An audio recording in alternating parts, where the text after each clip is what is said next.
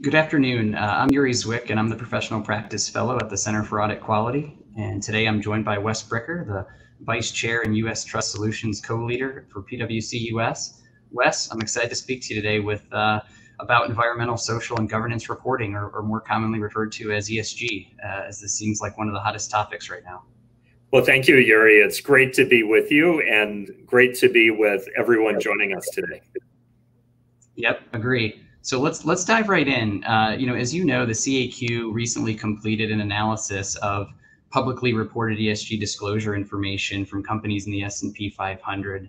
And what we found, among other things, is that many of the companies are already reporting voluntarily some form of ESG information, and more than half of these companies already obtain some form of third-party verification or assurance on certain of the reported ESG metrics.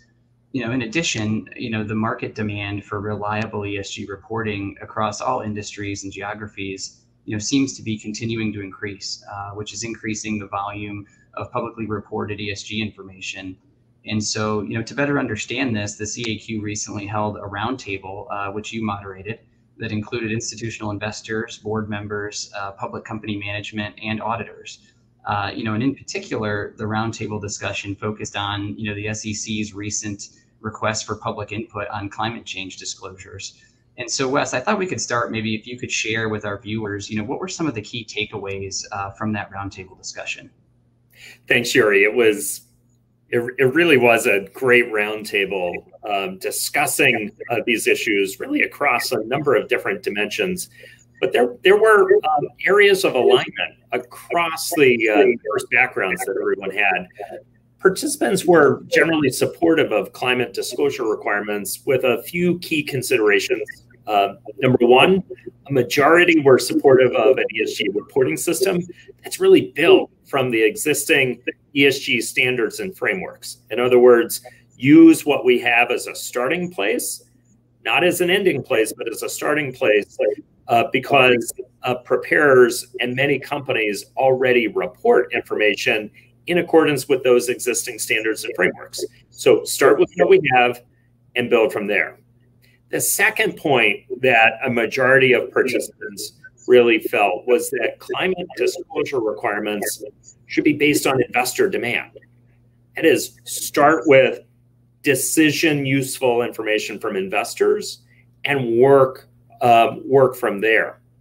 The third point where participants almost unanimously agreed, it was something like 90%, Yuri, was that climate-related disclosures should be subject to independent assurance provided by a public company auditor either now or over time as reporting evolves. So those were really the 3 points. Start with the frameworks we have, calibrate it based on investor demand, and then provide confidence in the quality of it through independent assurance. Thanks, Wes. And, that's helpful to understand the ESG reporting landscape, at a high level. And so, let's shift to what's next for ESG reporting. Jurisdictions around the world have already started taking action, such as the IFRS Foundation, the Corporate Sustainability Reporting Directive proposal in Europe, and domestically, as we just talked about, the SEC's request for input on climate change disclosures, which closed last month, among many other developments, which we don't have time to get into here in our short time together today. But I thought we could spend a few minutes maybe sharing your insights on how do you expect the ESG reporting landscape to evolve as we look forward? It's a great question.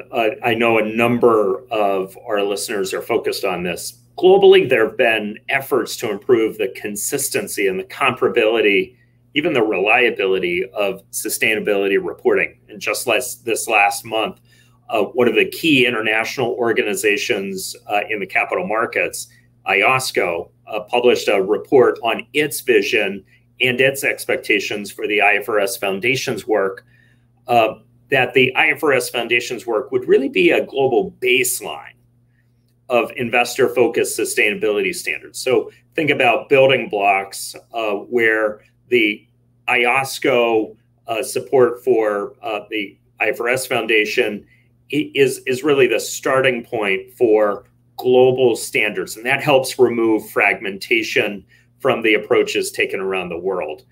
Domestically here in the US, the SEC is also focused on this in terms of their own rulemaking with local requirements. And there's clearly space for that within this discussion. It builds on top of the international work on ESG. And the SEC has publicly talked about their rulemaking agenda as including climate risk, human capital management, as well as workforce diversity and corporate board diversity. So those are a few of the areas where we expect SEC focus.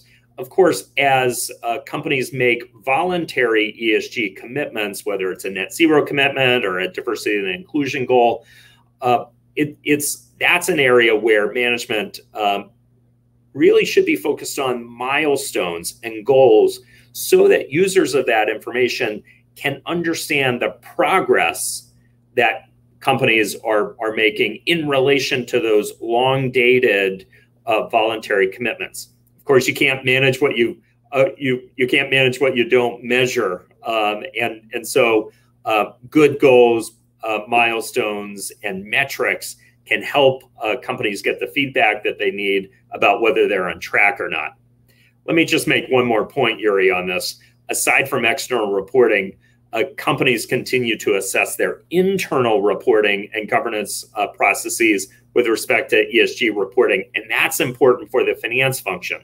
That's important for business managers as they focus on reporting the progress that they're making, whether that's up through for compensation, whether that's through capital expenditure planning, R&D planning, product development. There's a lot of internal work in addition to the external reporting as well.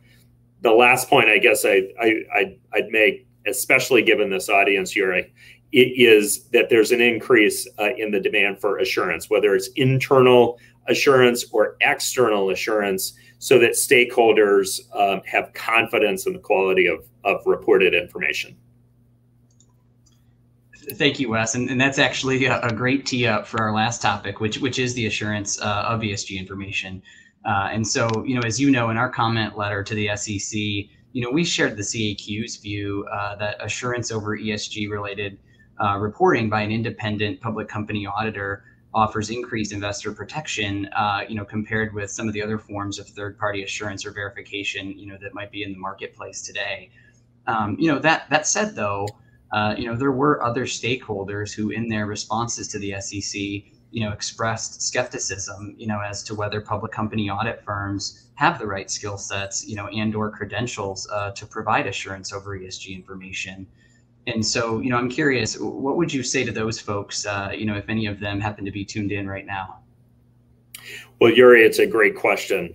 The quality of information is built on the expertise and the independence of the auditor or the assurance providers.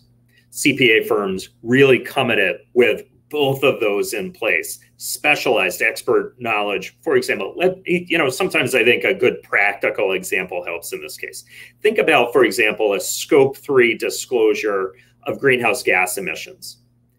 So one category of that might be business travel. We're familiar with business travel. How does that really come together at a practical level? Well, think about when you reserve a ticket and pay for a ticket, you're probably doing that through a payment processor. I won't use company names, but their business travel is done through major and only a few payment processors.